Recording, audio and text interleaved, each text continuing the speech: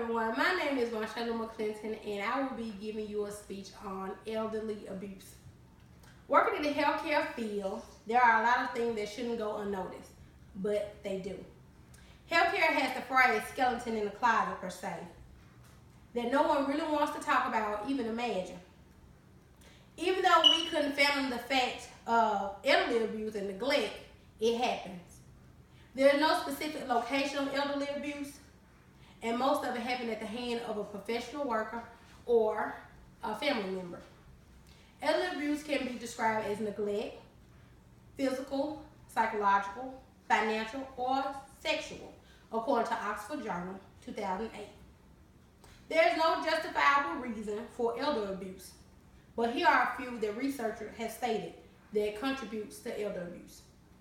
Understaffed and underpaid employees, knowledge deficit to the disease process by a caregiver, and elder vulnerability and lack of awareness for the laws that they have in place for them. When discussing the understaffed and underpaid employee, this is mostly seen in a nursing home setting. It has been noted in a nursing home abuse guide that one underlying cause that affects the nursing home all across the country is understaffing.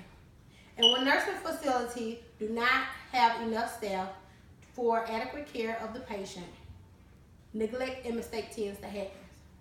This article also stated that when staff is extremely overworked and stressed, the employee tends to have frustration and it leads to elder abuse. And they have a greater chance of elderly abuse.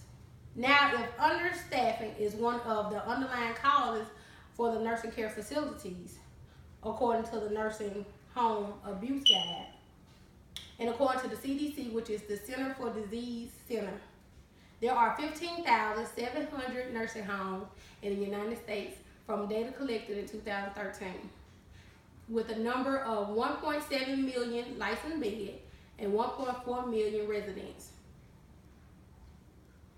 Now imagine how much of elderly abuse goes on compared to what is actually being reported.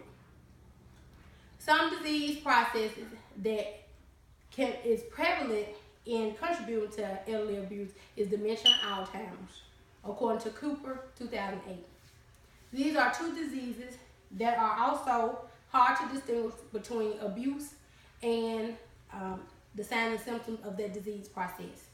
For example, social withdrawal is a sign of abuse and is also a sign and symptom of dementia. According to Alzheimer's Society 2015, other signs and symptoms of dementia, according to the Mayo Clinic Group 2016, are forgetfulness, hallucination, limited social skills. They also have impaired thinking, and as the disease progresses, they also go to wandering restlessness. These to name a few.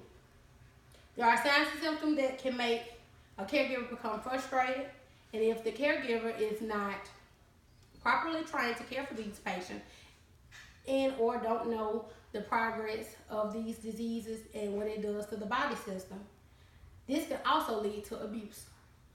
Even though there are more independent elders, they are still vulnerable.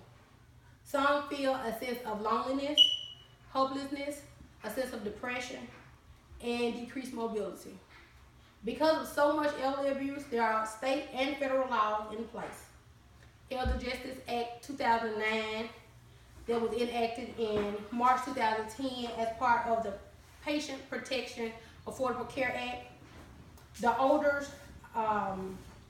American Act, which is a federal funding for the National Center of Elderly Abuse that helps promote and support elder abuse and awareness, multidisciplinary responses to the elderly maltreatment, and also professional training and education.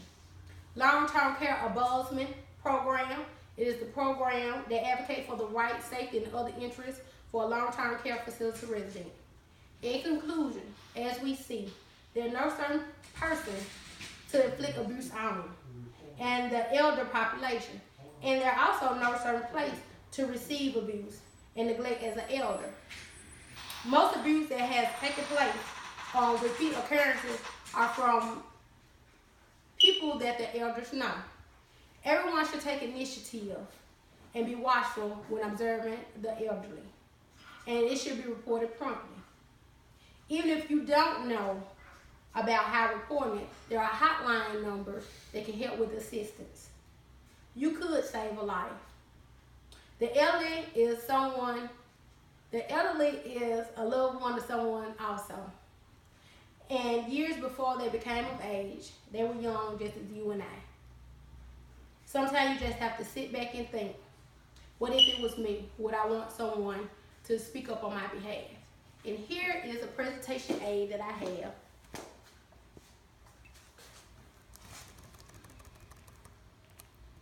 This is from the CDC in 2013 data collected, which is nursing home 15,700.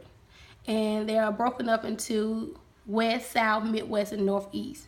You have 17% in the Northeast. You have 32.9% in the Midwest, going all the way up to the South. You have 34.5% from the South going up into the West, and 15.6% in the West.